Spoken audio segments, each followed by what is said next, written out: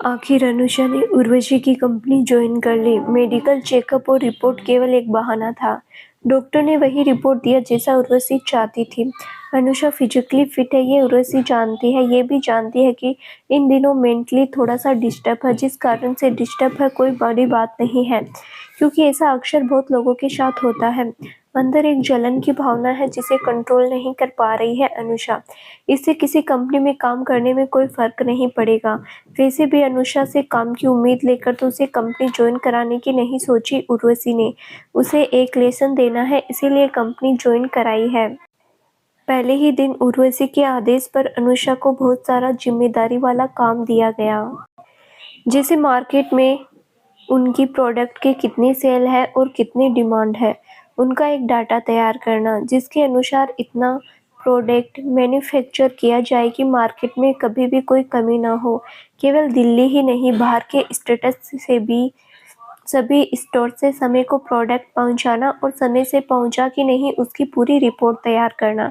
कितने सेल्समैन और sales girl की ज़रूरत है, उसके हिसाब से नए लोगों को इंटरव्यू कॉल देना और उनका इंटरव्यू भी अनुषा को ही लेना है, ताकि सही गलत फैसले की जिम्मेदारी भी उसी को हो। हाँ, इस इंटरव्यू में अनुषा का साथ देने के लिए 2 और लोगों का साथ लिया गया, जो अनुषा से सीनियर ऑफिसर है। इतनी सारी जिम्मेदारी के साथ काम शुरू करना अनुषा के लिए यह चैलेंज है। अनुषा ने चैलेंज तो स्वीकार कर ली, मगर अंत में कितना प्रॉफिट दिला पाएगी इसका अभी तक उसे कुछ भी पता नहीं है। महीने की आखिरी में अच्छा फल मिले, इसीलिए पूरा समय अनुषा लगी रहती है। अब अनुषा को समझ आने लगा कि अमेरिका के जॉब कल्चर और इंडिया के जॉब कल्चर में कितना फ़र्क है। जूही भी समय से ऑफिस पहुंच गई। उर्वशी की कहे अनुसार उसने सारी जिम्मेदारी अनुषा को समझा दिया। जब जूही अनुषा से उसकी जॉब की जिम्मेदारी को लेकर बात कर रही थी, उस समय अनुषा उसके सामने चुपचाप बैठी सुन रही थी। आज वो जूही को एक जूनियर कलीग है, उससे ज़्यादा कुछ नहीं। जूही उसकी बॉस है और बॉस के साथ जैसा व्यवहार करना चाहिए अनुषा वैसे ही कर रही थी। जूही ने जब सारी बातें समझाने के बाद पूछा, आपको क्या क्या करना है, अच्छे से समझ में आया मिस अनुषा? जी मैम, समझ में आया। तो आप जाइए और काम शुरू करिए। शाम को मैं उर्वशी जी दोनों को देखना चाहेंगी कि आप कितने अच्छे से संभालना है। जी मैम। अनुषा ने जूही की ओर देखा तो जूही ने एक हल्की सी स्माइल दी। अनुषा भी एक हल्की सी स्माइल देकर कमरे से बाहर निकल गई। जूही अपने कॉल पर व्यस्त थी। कॉल पर कॉल आता जा रहा है और जूही अटेंड करती जा रही है।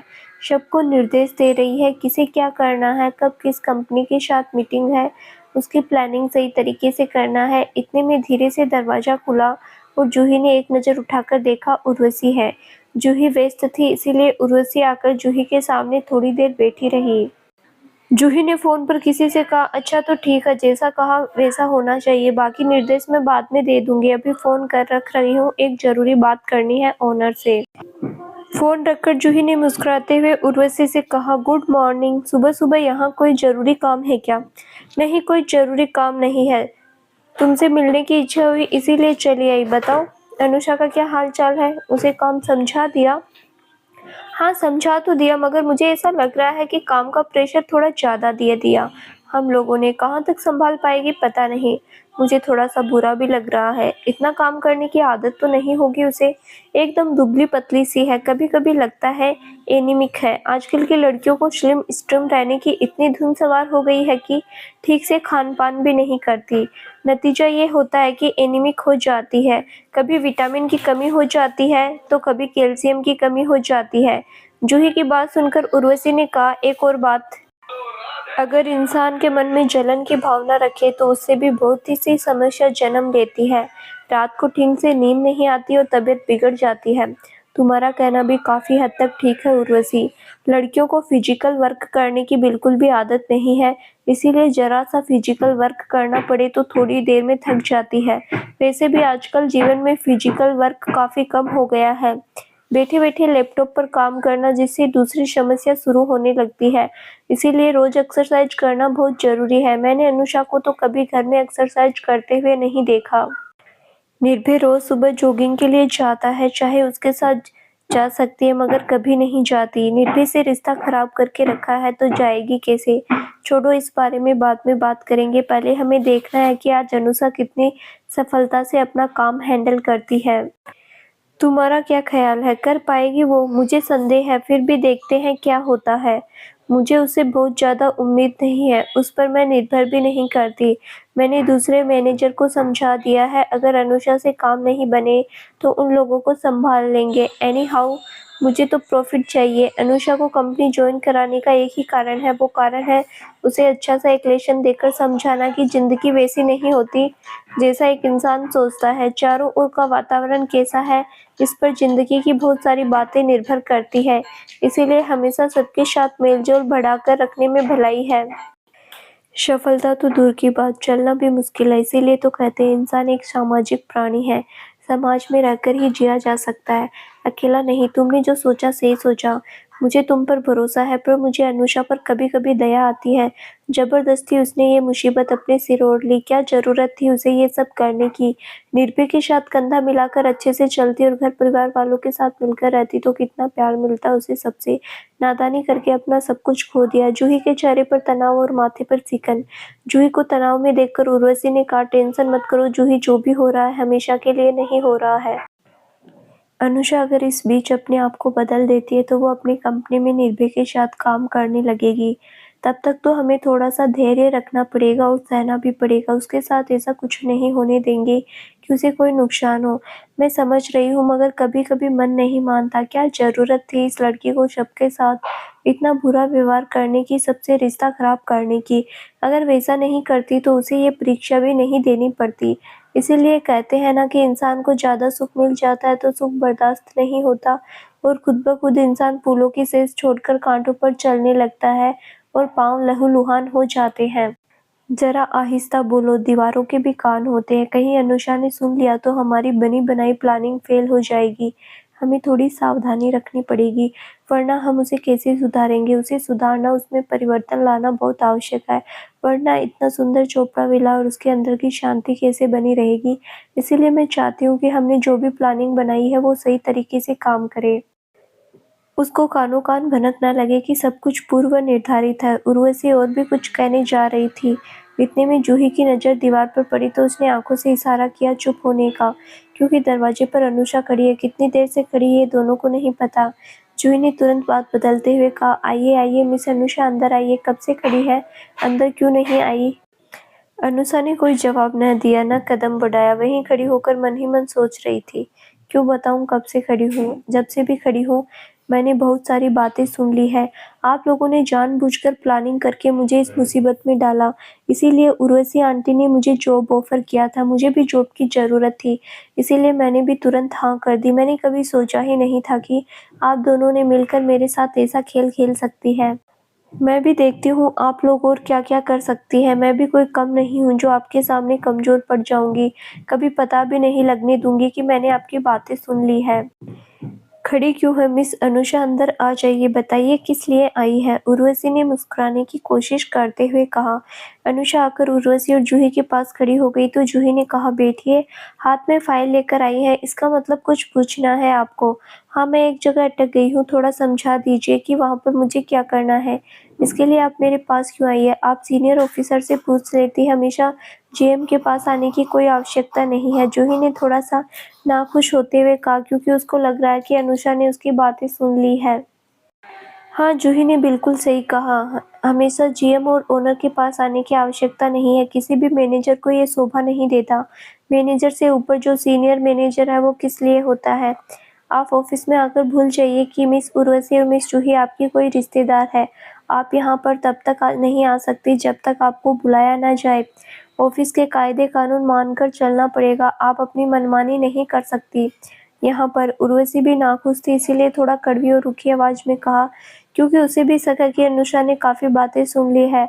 जो वो नहीं चाहती थी वही हुआ। उर्वशी की बात सुनकर अनुषा ने कुछ नहीं कहा, चुपचाप सोच रही थी। आप दोनों की जो भी प्लानिंग है काफ़ी कुछ मुझे पता चल गई, फिर भी मैं आपके ऑफिस में काम करके अपनी काबिलियत दिखाना चाहती हूँ। भले ही मैंने टॉप यूनिवर्सिटी से एमबीए नहीं किया, मगर घास भी नहीं काटी। एक ऑफिस में जॉब भी किया, थोड़ा बहुत अनुभव तो मुझे भी है। आप दोनों के सामने मैं खुद को कभी कमज़ोर नहीं पड़ने दूंगी। कमज़ोर साबित नहीं होने दूँगी, भले ही मुझसे ज़्यादा मेहनत करनी पड़े। जी मैम, मैंने आपकी बातें सुनी, आगे से ऐसी गलती नहीं होगी। ऑफ़िस का नियम बनाकर ही नहीं चलूँगी। थोड़ी देर के लिए मैं भूल गई थी कि ये ऑफ़िस है, आप दोनों यहाँ पर मेरे रिश्तेदार नहीं हैं। I am very sorry. जानबूझकर अनुषा ने थोड़ी रोनी सूरत बनाई ताकि दोनों को समझ नहीं आए कि उसने उन लोगों की बातें सुन ली। चलो आज माफ़ कर देते हैं, आप भी हमारी बेटी की तरह हो। अभी-अभी नया काम शुरू किया, देखते हैं आप कहाँ तक काबिलियत साबित कर पाती हैं। Wish you all the best. मैं जा रही हूँ जूही, तुम इनकी समस्या का समाधान कर दो। उर्वशी तेज कदमों से कमरे से निकल गई। अनुषा ने फाइल जूही की ओर बढ़ा दी। जूही ने फाइल पलटकर और जो कुछ अनुषा को समझ नहीं आया समझा दिया। सारी बातें समझ आ गई आपको? जूही ने पूछा। हाँ मैम, आ गई। तो आप अपनी ओर से बेस्ट करने की कोशिश करिए। जो बात समझ नहीं आई अपने सीनियर मैनेजर से पूछ लीजिए। ठीक है, अब मैं चलती हूँ, बहुत सारा काम है, करना है। ओके, ऑल द बेस्ट, एक स्माइल देकर कहा जूही ने।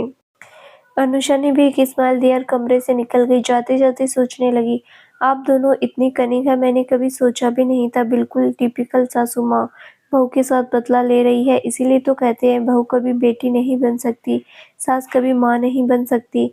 पर मैंने भी तो सासू माँ के साथ अच्छा व्यवहार नहीं किया, गलती तो मेरी भी है। गलती की है तो अब खामियाजा तो भुगतना ही पड़ेगा। फंस गई हूँ, अब निकल भी नहीं सकती यहाँ से। निकल कर जाऊँगी भी कहाँ? निर्भय भी तो मुझसे बात नहीं करता, ना मुझे अभी तक माफ़ करने को तैयार है। माफ़ करेगा भी क्यों? मैंने भी तो उसके सामने उसकी माँ और बहन की बुराई की।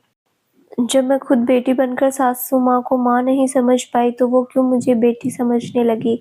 इन दोनों ने जो भी प्लानिंग की उस पर मुझे खरा उतरना है, उनके मुँह पर तमाचा मारना है। सोचते-सोचते अपनी केबिन में आ गई अनुषा और एक के बाद एक फाइल पलटने लगी। काम का इतना प्रेशर है कि लंच का टाइम कब निकल गया उसे पता ही नहीं चला। लंच समय निकल गया, उसने घड़ी की ओर देखा, घड़ी 4 बजा रही थी। खुद ही बड़बड़ाने लगी, कोई बात नहीं, आज डिनर अच्छे से कर लेंगे, मगर इस वक्त एक कप चाय जरूर होनी चाहिए। टेबल पर रखी बेल बजा दी तो दौड़कर सर्वेंट आया और कहा, जी मैम, सुनील एक कप चाय ले आना। ओके मैम, अभी लाता हूँ। अनुषा फिर से लैपटॉप के सॉफ्ट फाइल में उलझ गई। सुनील चाय देकर गया मगर वो चाय पीना भूल गई। जब चाय की बात याद आई तब तक चाय ठंडी हो चुकी थी। उसने दोबारा सुनील से चाय लाने के लिए कहा। दोबारा चाय आई तो इस बार पहले भी चाय पी, उसके बाद फिर काम में लग गई। चाय पीने के बाद शरीर में ऊर्जा का संचार हुआ तो पूरी तरह काम में अपनी ऊर्जा लगा दी। घड़ी की ओर भी ध्यान नहीं गया, ना ही लैपटॉप में समय देखा। खुद से ही एक लक्ष्य बना लिया था कि आज इतना काम करना है। उस काम को खत्म किए बिना घर नहीं जाना चाहती, इसीलिए बीच में बिल्कुल भी आराम नहीं किया। दरवाजा खोलकर सर्वेंट अंदर आया और कहा, मैम 7:30 बज गया है, सब लोग लगभग जा चुके हैं ऑफिस से, केवल सीनियर मैनेजर साहब रह गए हैं, वे भी निकलने वाले हैं। आप कब तक बैठेंगे? मुझे ताला लगाकर फिर घर जाना है। मैं थोड़ी देर काम करूंगी, जब तक मेरा काम खत्म न हो जाए तब तक तुम इंतजार नहीं कर सकते क्या? आप काम करेंगे तो इंतजार तो करना ही पड़ेगा। कर लीजिए काम, मैं बाहर बैठा हूँ। ठीक है, हो जाएगा, मैं बता दूंगी, उसके बाद मुझे निकलना ही है। फिर अनुषा लैपटॉप में उलझ गई। अचानक उसकी नज़र घड़ी की ओर पड़ी क्योंकि भूख जोरों से लग रही थी। उसने देखा 8:30 बज गए, अभी तक ड्राइवर को फ़ोन भी नहीं किया। तुरंत उसने फ़ोन उठाया, ड्राइवर से कहा, इतनी जल्दी हो सके आ जाओ।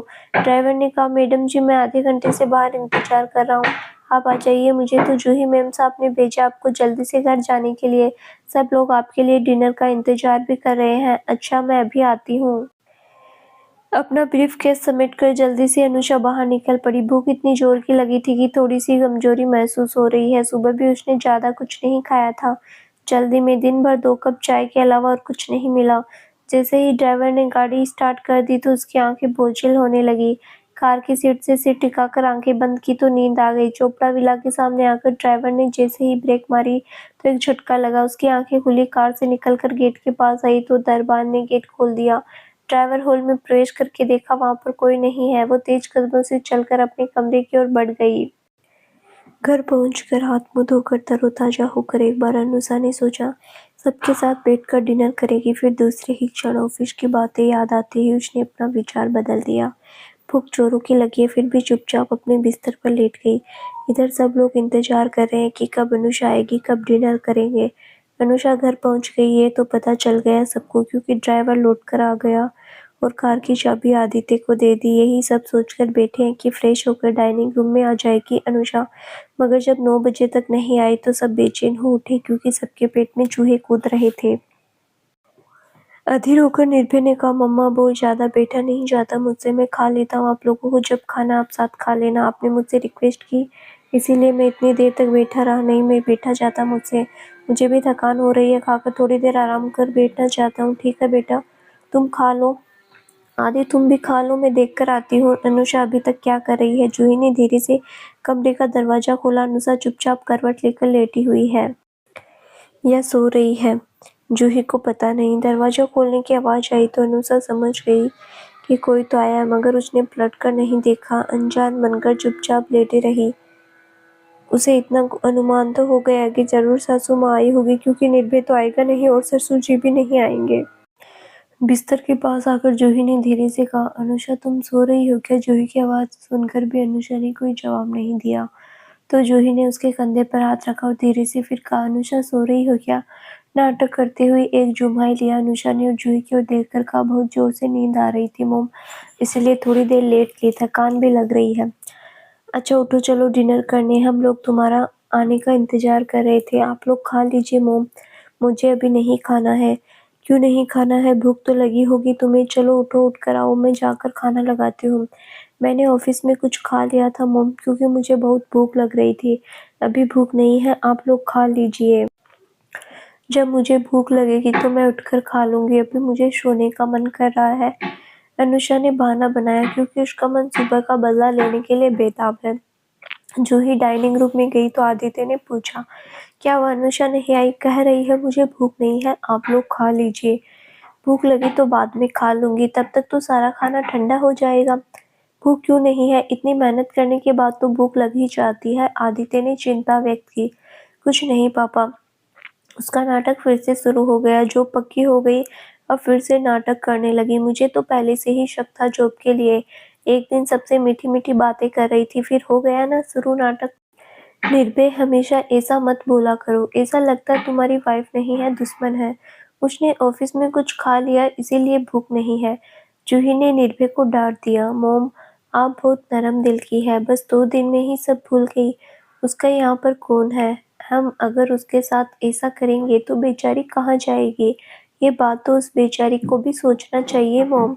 निर्भय, तुम्हारा खाना हो गया तो तुम जाकर आराम करो या कुछ करो, उसके लिए मैं देख लेती हूँ क्या करना है। जो भी करना सोच समझ कर करना मोम, कहीं ऐसा ना हो फिर बातों का तीर चला दिया और आपको जख्मी करने के लिए। ठीक है, उसे जो कहना है कहने दो, मुझे कुछ कहकर अगर उसे सुकून मिल जाता है तो क्या बुराई है। मैं कोई माटी का पुतला तो नहीं कि उसकी बातों से गल जाऊंगी। निर्भय और आदित्य दोनों डिनर करके ड्राइंग रूम में जाकर बैठ गई। जूही ने एक प्लेट में अनुषा के लिए खाना निकालकर उसके कमरे में ले गई। कमरे में घुसते ही अनुषा ने कहा, अब प्लेट लेकर आई है मोम, तुम्हारे लिए खाना लेकर आई हूँ, यहीं बैठकर खा लो, बाद में खाओगी तो सब कुछ ठंडा हो जाएगा। मेरे लिए आपको इतनी चिंता क्यों हो रही है? ऑफिस में तो आप ऐसा व्यवहार कर रही थी जैसे मुझे जानती ही नहीं। ऑफिस ऑफिस है और घर घर है। ऑफिस में मैं जूही ओबरॉय हूँ और जीएम की पोस्ट पर हूँ। वो कुर्सी पर बहुत जिम्मेदारी वाली कुर्सी है, वहाँ पर मैं सबको रिश्तेदार नहीं समझ सकती। जैसा मुझे ओनर से आदेश मिलता है मैं वैसा ही करती हूँ। घर में तुम मेरी डॉटर इन लॉ, इसीलिए तुम्हारा ध्यान रखना भी मेरा काम है। मैंने उर्वशी मोम को ऐसा कभी सोचा नहीं था। आज मुझसे इतनी रूखेपन से बातें की उन्होंने। ऐसा लग रहा है कि सब कुछ छोड़कर आ जाऊं, मगर छोड़कर आ जाऊंगी तो आप लोग मुझे कमजोर, इसीलिए छोड़ भी नहीं सकती। छोड़कर जाऊंगी भी कहाँ? उर्वशी की बातें मुझे भी बुरी लगी थी, मगर मैं कुछ कर नहीं सकती। मैं उसकी कंपनी में बैठी हूँ। आपके चेहरे से लगा तो नहीं था कि आपको बात बुरी लगी। अगर आप कह रहे हैं तो मान लेती हूँ। तुम्हें विश्वास नहीं है तो मैं क्या करूँ? कैसे विश्वास दिलाऊं तुम्हें? तुम तो शुरू से ही यही सोच रही हो कि मैं तुमसे प्यार नहीं करती। मैं तुम्हारी सौतेली सासू माँ हूँ। मैं आदित्य की संपत्ति के लालच में यहाँ आ गई। पता नहीं क्या क्या कहा तुमने। जब तुम ऐसा सोचती हो तो तुम्हारी सोच को मैं कैसे बदलूं? निर्भय ने भी तो तुम्हें बहुत समझाया, मगर उसका दिल भी दुखाया तुमने। मैं तो सचमुच तुम्हें अपनी बेटी समझती हूँ, मगर तुम मुझे माँ समझने को तैयार ही नहीं हो।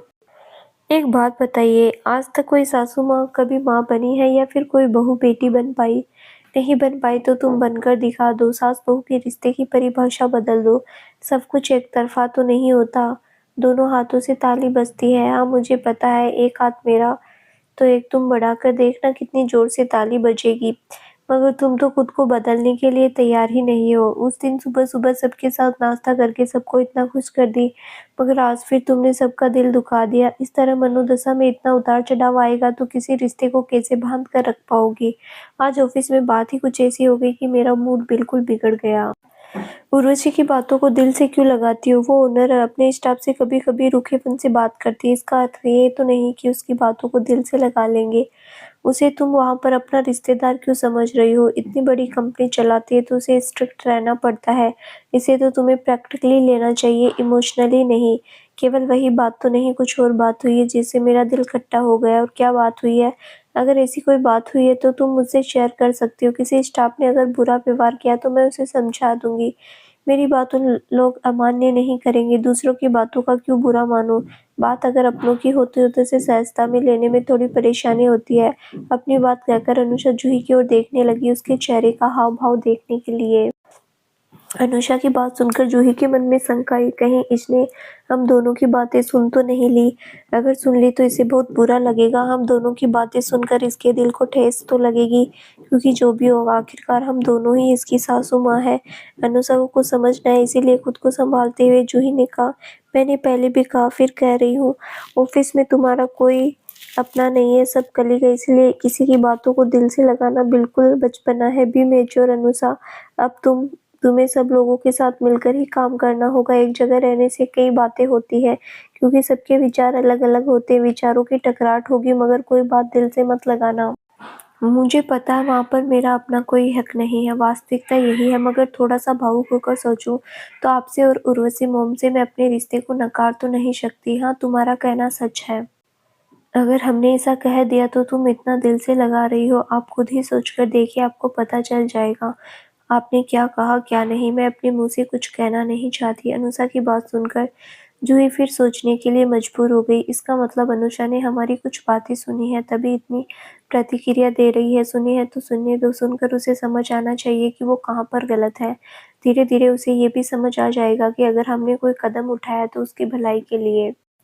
अभी मैं इससे कुछ भी तर्क-वितर्क नहीं करूँगी, उसे उसके हाल पर छोड़ देती हूँ। आगे जो भी होगा देखा जाएगा। मैं खाना रख कर जा रही हूँ।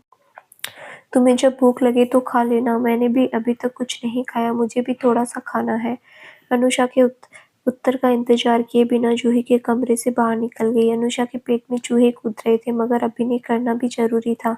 जूही के निकल जाने के बाद उसने देखा प्लेट में क्या-क्या रखा है। अपनी मनपसंद डिश देखकर उसके मुँह में पानी आ गया। उसने तुरंत खाने के लिए बैठ गई। खाते-खाते सोचने लगी, मेरी सासू माँ बुरी नहीं, अगर बुरी होती तो मेरे लिए खाना क्यों लाती? खुद खाकर चुपचाप सो जाती, क्या फ़र्क पड़ता? अनुषा ने खाया कि नहीं? मुझे ऐसा लग रहा सारी प्लानिंग उर्वशी मॉम की है।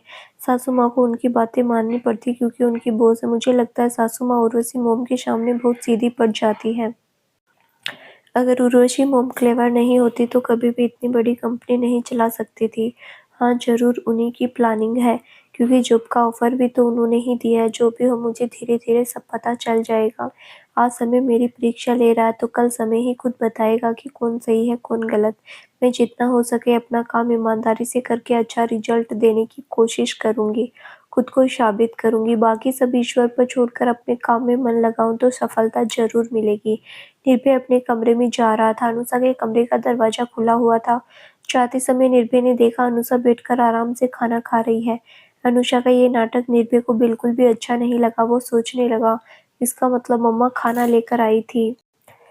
डाइनिंग रूम में तो जा नहीं पाई खाने के लिए, जब खाना लेकर आई तो खा रही है आराम से। पता नहीं ये लड़की और क्या-क्या गुल खिलाएगी, कुछ ज़्यादा करे उससे पहले मुझे कुछ समझाना है। अनुषा अपने मन से खाना खा रही थी, इतने में निर्भय को दरवाजे पर खड़ा देखा तो उसका हाथ प्लेट पर ही रुक गया। उसका मन खाने की बजाय सोच की दुनिया में विचरण करने लगा। कहीं निर्भय को मेरे नाटक का पता तो नहीं चल गया। अब तुम्हें भूख लगी है? निर्भय का पहला प्रश्न सुनकर अनुषा सकपका गई। नहीं, मतलब मॉम लेकर आई इसीलिए सोचा खा लेती हूँ, नहीं तो खाना वेस्ट हो जाएगा। मॉम को भी असम्मान करना होगा। तुम कब से मम्मा का सम्मान करने लगी? क्यों नहीं कहती कि खाना देखकर खुद को रोक नहीं पाई? शाम ने खाना रखा है, मुझे भूख लगी है तो क्यों ना खाऊं? तुम्हें इतनी परेशानी क्यों हो रही है? तुम तो ऑफिस से कुछ खाकर आई थी इसीलिए भूख नहीं थी, फिर अभी भूख कैसे लग गई? क्यों करती हो अनुषा इतना नाटक? उस दिन ब्रेकफास्ट टेबल पर मॉम को इम्प्रेस करने के लिए इतना नाटक किया, जैसे ही जॉब पक्की हो गई फिर शुरू हो गई। तुम थकती नहीं हो कभी? तुम्हें सब कुछ हमेशा नाटक लगता है क्या? अगर मैं अच्छा व्यवहार करूँ तो भी तुम्हें नाटक लगेगा, बुरा करूँ तो गुस्सा आता है, करूँ तो करूँ क्या? सहज रहकर जैसे सबके साथ व्यवहार किया जाता है वैसा ही करो। तुमसे बहुत ज़्यादा कोई उम्मीद नहीं करता। एकदम से खुद को अगर बदला हुआ दिखाने लगोगी तो किसी को भी तुम पर भरोसा नहीं होगा, इसीलिए सहज रहो। मैं अकेली नाटक करती हूँ क्या? और भी तो लोग हैं जो नाटक करते हैं, प्लानिंग करते हैं मुझे परेशान करने के लिए। तुम्हें उनके बारे में कुछ पता भी है? केवल तुम मुझे ही दोषी ठहराते हो। किसने किसके साथ नाटक किया? आश्चर्य से पूछा निर्भय ने। है कुछ लोग, पहले मैं पूरी तरह कंफर्म हो जाऊं, फिर आज की बात सबके सामने खोल दूंगी। थोड़ा सा इंतजार करना पड़ेगा तुम्हें। पहेलियां मत बुझाओ, साफ साफ कहो मुझे साफ कोई पसंद है। निर्भय का प्रश्न सुनकर अनुषा सोचने लगी, अभी मैं तुम्हें कुछ नहीं बताऊंगी, अभी बताऊंगी तो तुम विश्वास नहीं करोगे। जब मुझे पक्का विश्वास हो जाएगा कि दोनों ने क्या प्लानिंग की, तब एक दिन तुम्हें बताऊंगी। तुम अपनी दोनों मॉम को गॉड समझते हो ना? तुम्हारा भ्रम है, तुम्हारा भ्रम एक दिन मैं तोड़कर रहूंगी, देखना निर्भय। नहीं, किसी ने कुछ नहीं किया, मैंने ही नाटक किया था। अब तो तुम खुश हो ना? मुझे तुम्हारी कोई बात नहीं समझ आ रही है, कभी कुछ कहती हो कभी कुछ कहती हो। तुम्हारा दिमाग तो ठीक है ना? तुम्हें किसी साइकियाट्रिस्ट से इलाज कराना पड़ेगा क्या? तुमने मुझे पागल समझा? मैं पागल हूँ जो साइकियाट्रिस्ट के पास जाऊँ? अभी पूरी तरह नहीं हो, जब हो जाओगी तब तो चलना ही पड़ेगा। पहले तो तुम्हें बहुत सुलझी हुई लगती थी, अब पागल लगने लगी। देखा मैंने वक्त कैसे बदलता है, इंसान कैसे बदल जाता है। ठीक है, कभी अपना समय आएगा। समय किसी का सगा नहीं होता, इसीलिए हमेशा तुम्हारे साथ नहीं रहेगा। अनुषा की आंखें नम होने लगी तो उसने निर्भय के सामने खुद को संभाल लिया, क्योंकि उसके सामने कमजोर नहीं पड़ना चाहती थी। अनुषा की आंखें नम है देखकर निर्भय को भी बुरा लगा, मगर उसने भी खुद को संभाल लिया, क्योंकि इस तरह कमजोर पड़ने से अनुषा उसका फायदा लेगी, उसे पक्का विश्वास है। एक बात ध्यान रखना, समय हमेशा अच्छों के साथ अच्छा, बुरों के साथ बुरा करता है। तुम इस तरह नाटक करना बंद कर दो तो कोई तुम्हें पागल नहीं समझेगा। जैसी तुम पहले थी वैसी बन जाओ, देखना सब तुम्हें कितना प्यार करते हैं। अनुसा, रोज रोज ये नाटक नहीं चलेगा। ये हमारा घर है, इस घर की शांति तुम भंग नहीं कर सकती। अब ये मेरा भी घर है, केवल तुम्हारा नहीं। यहाँ पर मैं जैसा चाहूंगी वैसा ही रहूंगी। पहले भी तुम्हारे ऊपर मुझे विश्वास नहीं था, इसीलिए मैंने कहा था जब मुझे पक्का विश्वास हो जाएगा कि तुम में परिवर्तन आ रहा है तब मैं तुमसे बात करूंगा, अदरवाइज नहीं। मेरी बात बिल्कुल 100% सही निकली। अंदर से तुम अभी तक नहीं बदली, फिर क्यों आए हो आज बात करने के लिए? मैंने कहा ना, क्या मुझसे बात करो। तुम्हारी नौटंकी देखकर मैं चुप नहीं रह सका, इसीलिए आया। मैं मम्मा को मना कर रहा था तुम्हें बुलाने के लिए, लेकिन उन्होंने नहीं सुनी। मम्मा बहुत नरम दिल की है, तुमसे बहुत प्यार करती है, मगर तुम उनका प्यार समझना ही नहीं चाहती। इस तरह एक दिन तुम अकेली हो जाओगी अनुषा, इसीलिए समय रहते जाग जाओ, खुद को बदलो। मुझे मालूम है कितनी नरम दिल की, कितना प्यार करती है। मैं क्यों खुद को बदलूं? तुम क्यों नहीं बदलती खुद को? मैं तो बदला हुआ हूँ, और क्या बदलूं? इसे बदला हुआ कहते हैं, जब देखो तब अपनी बात मनवाने की कोशिश करते हो। मैं कुछ कहती हूँ तो मेरी बात क्यों नहीं सुनते? क्या मैं मान लूँ कि मेरी मम्मा सौतेली माँ है, लेखा सौतेली बहन है, दोनों संपत्ति के लालच में हमारे घर में आई है? तुम तो यही कहती हो मैं इनसे अलग हो जाऊं और तुम्हारे साथ अलग घर में रहूं, तोड़ दूं इस सुखी घर परिवार को और स्वार्थी बन जाऊं। मगर ये पूरा सच नहीं है, तो भी आधा सच तो है। वो आधा सच क्या है अनुषा? क्लियर करो। क्लियर करूंगी तो तुम्हें फिर बुरा लग जाएगा। रहने दो, तुमसे बहस करके बेकार में अपनी नींद खराब नहीं करना चाहता। ये बातें कभी खत्म नहीं होगी जब तुम खुद को नहीं बदलोगी, नेगेटिव सोचना बंद नहीं करोगी, तब तक यह तकरार सारी उम्र चलती रहेगी। मत करो ना, मैंने तुमसे कहा कि अपनी नींद खराब करो। अनुषा, बेशर्मी की भी हद होती है, तुम इस तरह से मुझसे बात नहीं कर सकती। क्या समझती हो तुम अपने आप को? घर के सब लोग तुम्हारे नौकर है, जो तुम्हारे लिए खाना लेकर आएंगे, तुम्हारी सेवा करेंगे। तुम कितने लोगों की सेवा करती हो? निर्भय बहुत जोर से चिल्ला पड़ा तो उसकी आवाज ड्राइंग रूम में बैठी जूही और आदित्य के कानों में भी पड़ी। आदित्य ने नाराज होकर कहा, निर्भय क्या कर रहा है? देखो तो जूही, इस लड़के का पता नहीं क्या हो गया। अनुषा तो बिल्कुल दुश्मन समझने लगा, कितना समझाया मगर समझने को तैयार नहीं है। अब रात को घर में सब अच्छा लगता है क्या? तुम नाराज मत हो। जरूर अनुषा ने कुछ ऐसी बातें कही होगी जिसे सुनकर निर्भय खुद को रोक नहीं पाया। वरना तुम्हें अच्छे से पता है निर्भय कभी ऊंची आवाज में बात नहीं करता। सहने की भी हद होती है। अनुषा दिन प्रतिदिन सारी हदें पार करती जा रही है। मैं जाकर देखती हूँ फिर किस बात पर दोनों में बहस हो रही है। जूही जल्दी से निर्भय के पास आई। निर्भय को रोकते हुए बोली, निर्भय चुप हो जाओ बेटा। रात को इतना चिल्ला चोट सब सुनाई देगी। तुम्हारी दादी और नानी दोनों सो रही होगी। आ गई लाडले बेटे की माँ, अनुषा ने धीरे से कहा, मगर निर्भय ने सुन लिया। क्या कहा तुमने? गुस्से में बोल पड़ा निर्भय। निर्भय बेटा चुप हो जाओ। मम्मा अपनी बहू से चुप होने के लिए कहो। किसकी बहू? मैं किसी की बहू नहीं हूँ। मैं केवल अनुषा और निर्भय की पत्नी। क्या कहा तुमने? अभी थोड़ी देर पहले मम्मा का लाया हुआ डिनर किया तुमने बैठकर बड़े सुकून से। अब कह रही हो तुम किसी की बहू नहीं हो। खुदगर्जी की भी हद होती है। देखा मम्मा, मैंने पहले ही कहा था ना आपसे कि जॉब के लिए बदलने का नाटक करे। मेरी बात सही निकली कि नहीं? हाँ, नाटक कर रही थी तो क्या कर लोगे? मम्मा आप सब कुछ जाकर उर्वशी मोम से बात कर देना। ऑफिस से घर आकर किसी के साथ अच्छा व्यवहार नहीं कर रही है। खासकर आपको फिर से अपमान करने लगी है। ऑफिस में आपको जी मैम करती हुए घर में आकर अपमान करती है। फिर उर्वशी मोम जो भी फैसला लेगी उनके ऊपर छोड़ दो। निर्भय की बात सुनकर अनुषा डर गई। खुद को पोलाइट करते हुए बोली, नहीं मोम आप ऐसा मत करना। निर्भय की बात मत सुनना। आगे से ऐसी गलती नहीं होगी। आज मुझे माफ कर दीजिए। पता नहीं मुझे आज क्या हो गया, खुद को ही समझ नहीं आ रहा है। अनुषा की बातों से जूही को लगने लगा, अनुषा ने जरूर मेरी और उर्वशी की बात सुन ली है, तभी इसका दिमाग काम नहीं कर रहा है। इस वक्त बहुत कंफ्यूज्ड है, इसीलिए कभी अच्छा व्यवहार कर रही है, कभी उग्र रूप धर लेती है। मुझे कल जाकर उर्वशी से इस बारे में बात करनी पड़ेगी। निर्भय तुम सोने जाओ, मुझे क्या करना है मुझ पर छोड़ दो। अनुषा तुम भी सो जाओ, बातें आगे मत बढ़ाओ। तुम्हारे पापा भी बहुत परेशान है, दिन भर काम करते हैं। रात को कम से कम शांति से नींद आनी चाहिए। उनकी अब उम्र हो रही है, तुम्हें भी सुबह उठकर फिर भागम भाग करना पड़ेगा, इसीलिए अच्छे से नींद पूरी करो। निर्भय ने अपनी मम्मा की आज्ञा का पालन किया, क्योंकि वो कभी उनको असम्मान नहीं करता। जूही केवल उसकी माँ ही नहीं, गुरु भी है। सबसे बड़ी बात है, एक मोटिवेशनल स्पीकर के रूप में निर्भय उनकी बहुत इज्जत करता है। वो धीरे धीरे अपने कमरे की ओर चला गया। निर्भय के जाने के बाद अनुषा ने जूही से रिक्वेस्ट करते हुए कहा, मोम प्लीज इस बारे में उर्वशी मोम को कुछ मत बताना, नहीं तो मुझे जॉब से निकाल देगी। मुझे ये जॉब चाहिए। अनुषा रोने जैसी हो गई। अनुषा की ऐसी शक्ल देखकर जूही को फिर बहुत बुरा लगा। उसने अनुषा के सर पर हाथ रखते हुए कहा, डोंट वरी, मैं ऐसा कुछ नहीं करूंगी। तुम अपनी जॉब ईमानदारी से करो ताकि उर्वशी खुश रहे। चलो अब तुम सो जाओ। गुड नाइट, मैं भी जाती हूँ, बहुत रात हो गई है। सुबह फिर उठकर भागम भाग शुरू हो जाता है। जूही की बात सुनकर अनुषा के मन में थोड़ी शांति आई, होठों पर मुस्कान। खुश होते हुए उसने कहा, मोम उस दिन आपको मेरी चाय अच्छी लगी थी? हाँ अच्छी बनी थी। फिर कल सुबह मैं आपके लिए चाय बनाऊं?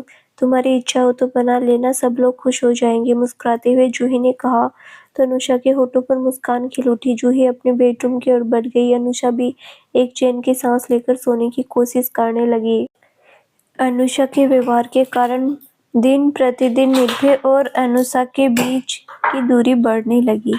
एक ही घर में रहकर दोनों ऐसे जी रहे हैं जैसे नदी के दो किनारे, एक ही जगह पर राह पर दो अनजान रहे। कभी निर्भय को देखकर पहली नजर में अनुषा को प्यार हो गया था। उसने पहले अपने प्यार का इजहार भी किया था। निर्भय भारत लौटकर आया तो बहुत रोई थी अनुषा, और निर्भय ने कहा था अमेरिका में रुकने के लिए। निर्भय बहुत कर्तव्यपरायण है। इस बात से अनुषा अनभिज्ञ नहीं है, बल्कि सब कुछ जानकर उसे बहुत अच्छा लगा था कि निर्भय अपने कर्तव्य के प्रति बहुत सजग है। उसे विश्वास हो गया था कि निर्भय उसके प्रति भी बहुत ईमानदार रहेगा। अनुषा का सोचना गलत भी नहीं है। निर्भय अनुषा के प्रति ईमानदार है, मगर अनुषा ने निर्भय के मन की बातों को कभी समझा ही नहीं। उसके सबसे नाजुक जगह पर चोट करती है और लहूलुहान कर देती है। उसकी बातों से निर्भय के दिल पर कितनी चोट लगती है इसका उसे अंदाजा नहीं है, न कभी महसूस करने की कोशिश करती है। ये कैसा प्यार है भी या नहीं पता नहीं, केवल एक शारीरिक आकर्षण तो नहीं जो इस उम्र में हुआ करता है। परंतु प्यार भी तो इसी उम्र में लोग करते हैं और फिर शादी भी करते हैं। जो भी हो, अनुषा अहंकार में चूर एक गलत रास्ते पर चल पड़ी है। इस रास्ते पर मंजिल कहाँ उसे खुद पता नहीं। निर्भय का जीवन एक ऐसे उलझन में उलझ चुका है कि चाहकर भी निकल नहीं सकता। एक तरफ अपना परिवार और कंपनी की जिम्मेदारी, दूसरी ओर अनुषा की तीखी तीखी बातों के बाण। बेचारे की उम्र ही कितनी है, बचपन माँ के बिना बहुत उदासी से गुजरा। जूही के आने के बाद जीवन में खुशी का उजियारा फैला, मगर बहुत जल्द ही अमाउश की काली रजनी ने अंधेरा फैला दिया। शादी करके भी एक योगी सा जीवन बिता रहा है। एक ही घर में दोनों अलग-अलग कमरे में रात गुजारते हैं। आदित्य और जूही के मन को यही बात कचोटती है कि वे दोनों इस उम्र में भी साथ रहते हैं, मगर निर्भय भरी जवानी में अलग अपने कमरे में पता नहीं किस हाल में रहता होगा। अपनी ओर से दोनों निर्भय को खुश रखने की कोशिश तो करते हैं, मगर कहाँ तक खुश रख पाते उन्हें भी नहीं पता। उर्वशी भी यही चाहती है दोनों एक साथ रहे, खुश रहे, इसीलिए उसने अनुषा को एक पाठ पढ़ाने के लिए उर्वशी के साथ मिलकर योजना बनाई है। अब वक्त ही बताएगा कि योजना कहाँ तक सफल होती है। अनुषा पूरी ईमानदारी से अपना काम करने में जुटी है ताकि साबित कर सके कि वो किसी से भी कम नहीं है। उसके काम से जूही खुश हो जाएगी तो शायद निर्भय भी खुश हो जाए। ये भी उसकी एक सोच है, केवल ऑफिस के काम में सफल होने से ही निर्भय खुश होगा, ये सोचना गलत है। घर में भी उसकी एक जिम्मेदारी है, जो भी हो अनुषा लगी रहती है ताकि महीने के आखिरी में कंपनी को लाभ दिला सके। काम का इतना दबाव है कि कब सुबह होती है, कब शाम होती है, कब रात होती है, कुछ भी ध्यान नहीं रहता अनुषा को।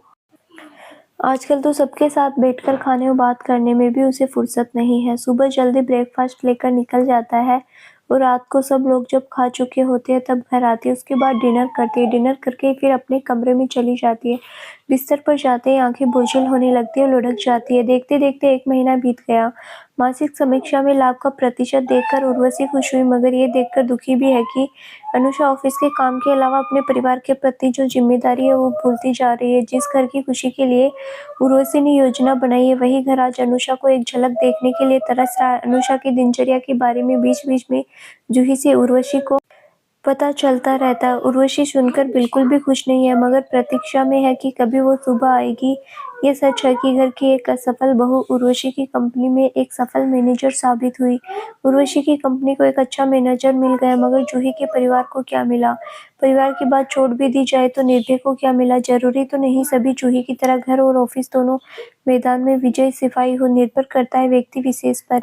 निर्भय का परिवार ये भी नहीं चाहता अनुषा हमेशा परिवार की सेवा में लगी रहे, मगर इतना तो चाहता है परिवार के साथ उसका एक जुड़ाव हो, परिवार को थोड़ा समय दे, सबसे अच्छा संबंध बनाकर रखे। अनुषा एक मैदान में जहाँ सफल है तो एक मैदान में बिल्कुल हारी हुई सिपाही। खुद की काबिलियत साबित करते करते अनुषा ने अपने साथ भी अन्याय किया। ठीक से अपनी देखभाल नहीं की, समय से खाना नहीं खाया, समय से नींद पूरी नहीं की। नतीजा ये हुआ कि वो पहले से ज्यादा और दुबली पतली कमजोर हो गई। एक दिन जूही के पास आई कोई काम समझने के लिए, तब जूही की नजर पड़ी उस पर। घर में तो उसे कई दिनों से मुलाकात ही हुई नहीं। अनुषा को देखकर जूही क्षण भर के लिए कांप उठी। घर में तो जूही से मुलाकात बहुत कम होती है, उसकी नजर नहीं पड़ी थी। अनुषा के चेहरे की चमक चली गई, आंखों के नीचे काले घेरे बन गए और पूरा चेहरा सफेद सा दिखने लगा। ऑफिस में जूही से कुछ नहीं कहा, सोचा आज घर जाकर उससे बात करेगी। काम समझने के बाद जब अनुषा उठकर जाने लगी तो उसे चक्कर आया और वो वहीं गिर पड़ी। जूही जब उठकर आती तब तक वो बेहोश हो चुकी थी। जूही ने फौरन उर्वशी को फोन लगाया। उर्वशी डॉक्टर को लेकर और कुछ स्टाफ को लेकर जूही के कमरे में आ गई। उर्वशी और जूही अनुषा को लेकर तुरंत हॉस्पिटल के लिए रवाना हो गई। एम्बुलेंस में बैठे बैठे जूही ने आदित्य और निर्भय को भी फोन कर दिया। चेकअप के बाद डॉक्टर ने बताया खून की बहुत कमी है, इसीलिए जल्दी से खून चढ़ाना होगा। चेकअप के बाद पता चला उसका ओ नेगेटिव ब्लड ग्रुप है। घर में किसी का भी ब्लड ग्रुप ओ नेगेटिव नहीं है, मगर जूही ने बताया उसका ब्लड ग्रुप ओ नेगेटिव है। जूही अनुषा को ब्लड दे रही है और उर्वशी अभी तक वहीं बैठी हुई है। थोड़ी देर बाद निर्भय और आदित्य भी आ गए। दोनों जब आए तब अनुषा सो रही थी। आते ही आदित्य ने पूछा अब कैसी है अनुषा? अब ठीक है होश आया, मगर अभी ग्लूकोज की बोतल चढ़ेगी क्योंकि कमजोरी बहुत है। उर्वशी ने कहा क्योंकि जूही ब्लड दे रही है इसीलिए चुप है, और कोई प्रॉब्लम तो नहीं है? निर्भय ने पूछा। ब्लड टेस्ट के लिए ब्लड ले लिया, सारा टेस्ट होने के बाद ही पता चलेगा और कोई कमी है कि नहीं। रिपोर्ट 2-3 घंटे में आ जाएगी, आज ही पता चल जाएगा सब, उसके बाद ही डॉक्टर आगे की मेडिसिन देंगे। मोम अब आपको यहाँ रहने की जरूरत नहीं है, चलिए मैं आपको घर छोड़कर आता हूँ, निर्भय ने उर्वशी से कहा। हाँ उर्वशी अब तुम चली जाओ, हम लोग हैं, निर्भय तुम्हें छोड़कर आएगा। आदित्य ने भी सहमति दी। निर्भय तुम्हें जाने की जरूरत नहीं है, तुम यहीं पर रहो। अनुषा को होश आएगा तो उसके पास रहना बहुत जरूरी है। मैं ड्राइवर को कॉल कर देती हूँ, थोड़ी देर में आ जाएगा, उसके बाद चली जाएगी। डिस्चार्ज कब करेंगे, कुछ बताया डॉक्टर ने? आदित्य ने पूछा। अभी तक नहीं बताया, शायद ब्लड रिपोर्ट आने के बाद बताएंगे। डॉक्टर राउंड पर आएंगे तो एक बार तुम पूछ लेना, उर्वशी ने कहा। थोड़ी देर बाद एक नर्स आई और कहा, बस और खून की जरूरत नहीं, मैं सब कुछ हटा देती हूँ। आप थोड़ी देर लेटे रहे। थोड़ी देर के बाद फिर उठ जाना और जूस पी लेना, कमजोरी दूर हो जाएगी, नर्स ने जूही से कहा। नर्स ने ब्लड हटाकर ग्लूकोज बोतल लगा दिया। अनुषा मस्त सो रही क्योंकि एक बार हो जाने के बाद डॉक्टर ने नींद की गोली दी, क्योंकि आराम करना बहुत जरूरी है। जूही उठकर बैठ गई। आदित्य जूस लेकर आया तो जूही ने कहा, जूस की जरूरत नहीं आदि, मैं ठीक हूँ, प्लीज पी लो। जूही, दिन भर तुम भी भागती रहती हो, तुम्हें कुछ हो गया तो घर बिल्कुल लावारिस हो जाएगा, तुम्हारा ठीक रहना बहुत जरूरी है। आदित्य की बात सुनकर जूही हंस पड़ी। तुम तो हो ना सब कुछ संभालने के लिए, मैं किसी काम का नहीं, केवल ऑफिस संभालता हूँ, घर तो तुम्हारे हवाले है। तुम्हारा ठीक रहना बहुत जरूरी है, खासकर इस वक्त अनुषा की देखभाल करना भी जरूरी है। अनुषा के लिए तो निर्भय, अब उसे जिम्मेदारी लेनी पड़ेगी। निर्भय की ओर देखकर जूही ने कहा, मैंने कब मना किया मम्मा, अनुषा ने खुद ही अपनी मुसीबत बुलाई है तो मैं क्या करूं? इसे क्या जरूरत थी ऑफिस में जाकर इतना काम करने की? अब इसके लिए घर के सब लोग परेशान हैं। परेशान मत हो बेटा, सब ठीक हो जाएगा, अब देखना धीरे धीरे सब समझ आएगा। अनुषा, मैं हूं ना सब कुछ संभालने के लिए, फिर चिंता क्यों कर रहे हो? आप कब तक करती रहोगी? आपके ऊपर भी बहुत सारा प्रेशर है, काम का बहुत सारी जिम्मेदारी है, किसी न किसी को तो हाथ बटाना पड़ेगा। तो तुम्हारे पापा किस लिए मेरी जिम्मेदारी ली थी, तो वही संभालेंगे सब कुछ। मुस्कुराकर आदित्य की ओर देखा जूही ने। मैंने भी कब मना किया तुम्हारी जिम्मेदारी लेने से? जिम्मेदारी उठाने कहाँ देती हो, एक बार देखकर तो देखो। आदित्य ने मुस्कुराकर जूही की ओर देखा। सबकी बातचीत चल ही रही थी, अचानक अनुषा की आंखें खुली तो सबसे पहले निर्भय पर नजर पड़ी। उसने आश्चर्य से पूछा, तुम यहाँ बैठे हो? निर्भय, मैं कहाँ पर हूँ? मुझे क्या हो गया था? आराम से एक साथ कितने सारे सवाल कर रही हो? तुम हॉस्पिटल में हो, ऑफिस में गिरकर बेहोश हो गई थी, इसीलिए मम्मा और उर्वशी मोम तुम्हें यहाँ लेकर आई, शांति से निर्भय ने कहा। गिरकर बेहोश हो गई थी, मगर मुझे क्या हो गया था?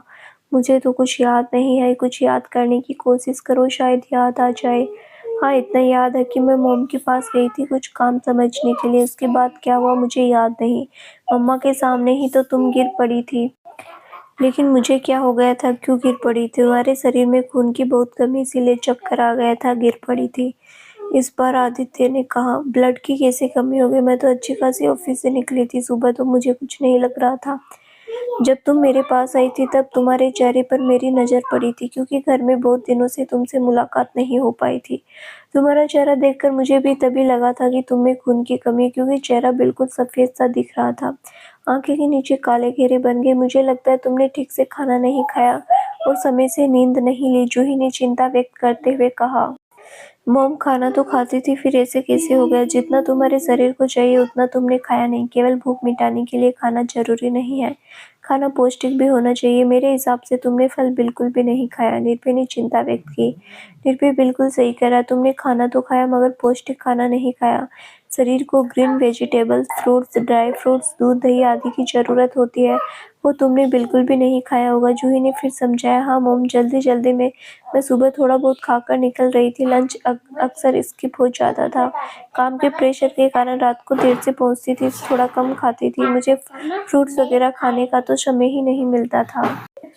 दैट्स वाई धीरे धीरे ब्लड की कमी हो गई। तुम्हें कभी कमजोरी महसूस नहीं हुई? अनुषा निर्भय ने पूछा। कमजोरी महसूस होती थी, मुझे लगता था भूखी लगी है, नींद आ रही है, इसलिए कमजोरी महसूस, इसलिए मैंने ज़्यादा ध्यान नहीं दिया, मुझे क्या पता शरीर में ब्लड की कमी है। यू आर नॉट अनएजुकेटेड, एक एजुकेटेड इंसान को पता लगना चाहिए कि शरीर में क्या चल रहा है, कभी कभी अपना चेकअप भी कराना चाहिए, पर तुम्हें तो सबको अपनी काबिलियत साबित करने की धुन सवार है, खुद के साथ ये नाइंसाफी कर बैठी। निर्भय, ऐसा क्यों बोल रहे हो? बेचारी अभी बीमार है, थोड़ा सा ठीक तो हो जाने दो, अभी तक तो पता ही नहीं चला किस किस चीज़ की कमी है।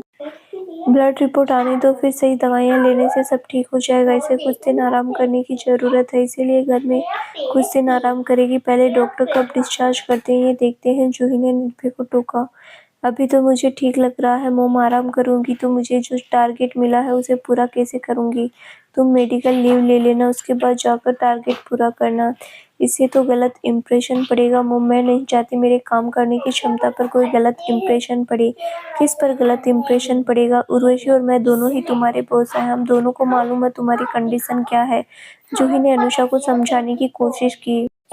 जूही की बात सुनकर अनुषा मन ही मन सोचने लगी, मेरी जो भी कंडीशन है इसके लिए जिम्मेदार आप और उर्वशी आंटी। मैं जॉब जरूर करना चाहती थी, मगर आप लोगों ने मुझे झुकाने के लिए काम का प्रेशर इतना दिया कि अपना ख्याल नहीं रख पाई। अब आप ऐसी मीठी मीठी बात कर रही हो जैसे आपको कुछ पता ही नहीं, आपने कुछ किया ही नहीं। मुझे ऑफिस जाने से भी इसीलिए रोक रही हो ताकि मैं असफल हो जाऊं, परंतु मैं ऐसा होने नहीं दूंगी। जरा सा ठीक हो जाऊंगी फिर ऑफिस जाने लगूंगी। जूही की बात सुनकर निर्भय बोल पड़ा, देखा मोम, मैंने कहा था ना, खुद की काबिलियत साबित करने की धुन सवार है अनुषा पर। अनुषा, तुम्हें कोई भी नाकाबिल नहीं समझता, सबको मालूम है तुम शिक्षित और काबिल लड़की हो, फिर ये जुल्म क्यों कर रही हो? अभी तुम्हें कहीं जाना नहीं है, कुछ दिन घर में आराम करना, जब पूरी तरह ठीक हो जाओगे तो जो चाहे कर लेना, मगर इस वक्त आराम की सख्त जरूरत है, निर्भय ने बड़े प्यार से कहा। निर्भय की बात सुनकर अनुषा फिर सोच के दुनिया में उलझ गई। तुम्हें भी अच्छे से जान गई निर्भय, तुम भी नहीं चाहते हो कि मैं अपनी काबिलियत साबित करने के लिए सिर ऊंचा करके जाऊं। तुम और तुम्हारी मोम एक ही थाली के चट्टे बट्टे हो, दोनों ही मुझे झुकाकर घर में कैद रखना चाहते हो, मगर मैं तुम्हारे जाल में फंसने वाली नहीं। अभी मुझे तुम सबकी जरूरत है, इसीलिए कोई कड़वी बात नहीं करूंगी। अपने मन की बात किसी को समझ आए ऐसी बात भी नहीं करूंगी। पहले ठीक हो जाती, उसके बाद क्या करना है मैं खुद डिसाइड करूंगी। खुद को साबित करके जीएम जूही ओबरॉय ओनर उर्वशी कपूर को मुंह तोड़ जवाब देना, अमेरिका में पली बड़ी हूँ, कोई बेवकूफ़ नहीं हूँ। पापा ने पूरी आज़ादी दी है, मुझे इतना इंडिपेंडेंट बनाया कि अकेले भी चल सकती हूँ। अभी तो मुझे मिठास खोलकर सबसे बातें करनी है ताकि ठीक होने तक सब मेरा ध्यान रख सके। सबकी बातचीत चल रही थी, एक नर्स के साथ डॉक्टर राउंड पर आए। डॉक्टर ने अनुषा की आंखें, ब्लड प्रेशर देखा, इसके बाद रिपोर्ट देखकर बताया, अब पेशेंट में खून की कमी नहीं है, मगर खान पान का ध्यान रखना पड़ेगा जिससे कि खून बढ़े। आप लोग एजुकेटेड लोग, आप लोगों को पता ही है कि क्या खाने से खून बढ़ता है। वैसे आजकल गूगल देवता में सब कुछ मिल जाता है, हंसकर डॉक्टर ने कहा। आधे दिन डॉक्टर ने पूछा, डॉक्टर साहब शरीर में कोई और कमी है क्या? हाँ, रिपोर्ट बताती है कि विटामिन बी कॉम्प्लेक्स की बहुत कमी है, उसके लिए मैं कैप्सूल लिख कर देता हूँ, रोज एक खाना है, 3 महीने तक, साथ में विटामिन बी कैप्सूल युक्त भोजन भी लेना है। जूही ने धीरे से पूछा, डॉक्टर साहब डिस्चार्ज कब तक करेंगे? अभी मैं डिस्चार्ज कर रहा हूँ, क्योंकि पेशेंट की हालत पहले से अच्छा है, मैं मेडिसिन लिख कर दे रहा हूँ, समय से लेना है, और 15 दिन के बाद एक बार चेकअप के लिए मेरे पास आना पड़ेगा। डॉक्टर की बात सुनकर अनुषा खुश हो गई, खुश होकर कहा, थैंक यू डॉक्टर साहब, आपने मुझे आज डिस्चार्ज कर दिया। वैसे मुझे अब ठीक लग रहा है। आप एक एजुकेटेड लड़की, आप इतनी लापरवाही कैसे? वैसे आजकल की लड़कियों पर सिर्फ स्ट्रीम होने की धुन सवार है, इसीलिए खान पान की ओर ध्यान नहीं देती। कम से कम खाना, विटामिन युक्त खाना न खाना, समय से नहीं खाना, फास्ट फूड खाना जैसी कई बुरी आदतें शुमार है। मैं सही कह रहा हूँ ना? अनुषा की ओर देखकर डॉक्टर ने मुस्कुराकर कहा। आपने बिल्कुल सही कहा डॉक्टर साहब, बहुत लापरवाही की इसने। निर्भय ने कहा, आप इनके हस्बैंड हैं क्या? Yes doctor. फिर ये देखकर आपको कभी लगा नहीं कि उनके शरीर में खून की कमी हो रही है? अब इनको डांटिए और डांट कर खिलाइए, कोई लापरवाही नहीं चलेगी, बाकी डरने वाली बात नहीं है। नर्स डिस्चार्ज लेटर बना देना, इनका आज डिस्चार्ज कर देंगे, कहकर डॉक्टर निकल पड़ा। डॉक्टर के जाने के बाद निर्भय सोचने लगा, अब मैं डॉक्टर को कैसे बताऊं, मेरी वाइफ मेरी बात बिल्कुल नहीं सुनती, बहुत मनमानी करती है। मेरी वाइफ मुझे हस्बैंड नहीं अपना दुश्मन समझती है, पर्सनल बातें किसी से कहने से अपना ही सिर झुकता है। डॉक्टर के जाने के बाद अनुजा खुशी से उठकर बैठ गई, निर्भय की ओर देखकर कहा, अब मुझे जल्दी से घर जाना, हॉस्पिटल में बिल्कुल भी अच्छा नहीं लगता, मुझे कुछ हुआ ही नहीं। वह उठकर खड़ी होने लगी तो निर्भय ने सहारा दिया, कहा ना मुझे कुछ नहीं हुआ, फिर भी तुम परेशान हो रहे हो। कुछ हुआ नहीं, इसका मतलब फिर तुमने गिरने का नाटक किया। निर्भय का मन कसेला हो गया, क्योंकि अभी अभी डॉक्टर ने अनुषा को लेकर बातें सुनाई। तुम जो भी समझो, मगर मुझे अभी घर जाना, घर ले चलो। घर तो घर ही होता है। बिल्कुल सही कहा अनुषा बेटा, घर घर ही होता है। जूही ने अनुषा की ओर देखकर कहा। थैंक यू मोम, अगर आप नहीं होती तो पता नहीं मेरा क्या होता। ईश्वर ने मुझे आपके पास भेज दिया था। मैं वहीं पर गिर पड़ी। आंखें खुलते ही आप लोगों को देखा तो समझ में आया, परिवार के लोग साथ होते तो कैसा महसूस होता है। सचमुच परिवार से बढ़कर इस दुनिया में कीमती और कोई चीज नहीं। सॉरी मोम, मुझे माफ कर देना, मैंने आपके साथ बहुत बुरा व्यवहार किया। निर्भय मुझे माफ कर देना, तुम्हारे साथ भी मैंने बहुत मिसबिहेव किया। रोनी सी सूरत बनाकर अनुषा ने कहा।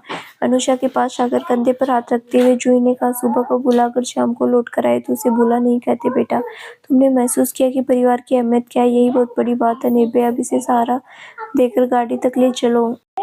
जूही की बात सुनकर अनुषा फिर सोचने लगी, सबके सामने ऐसा व्यवहार कर रही है जैसे कितनी अच्छी कितनी सती सावित्री सबको मालूम है। दोनों को अपने वश में करने के लिए ऐसी बातें कर रही जैसे बातों में शहद टपक रही, इसीलिए तो दोनों आगे पीछे नाचते रहे। उनको क्या मालूम ऑफिस में क्या क्या चल रहा है, कितना काम का बोझ थोप दिया मुझ पर, उसी के कारण तो मैं बीमार हुई। ऐसा दिखा रही है जैसे हॉस्पिटल में आकर बहुत बड़ा एहसान कर दिया, मुझे बीमार किया तो सेवा भी करनी पड़ेगी। घर जाकर मैं कुछ भी नहीं करूंगी, अपने कमरे से हिलूंगी भी नहीं। दोनों से बहुत सेवा लेने वाली हूँ, जैसे कि साथ तैसा।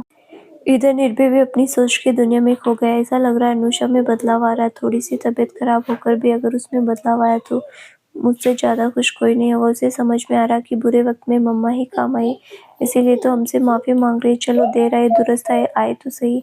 निर्भय के होठों पर एक पतली मुस्कान की रेखा खिंच गई। उसने अनुषा का हाथ पकड़ा तो इस बार अनुषा ने कोई बहाना नहीं बनाया। इस समय उसे निर्भय की बहुत ज़रूरत है, इसीलिए कसकर हाथ पकड़ लिया और हाथ पकड़कर गाड़ी की ओर चल पड़ी। तो दोस्तों आगे क्या होगा जानने के लिए इस कहानी का अगला भाग जरूर देखें, जो बहुत जल्द ही इस चैनल पर प्रसारित किया जाएगा। धन्यवाद।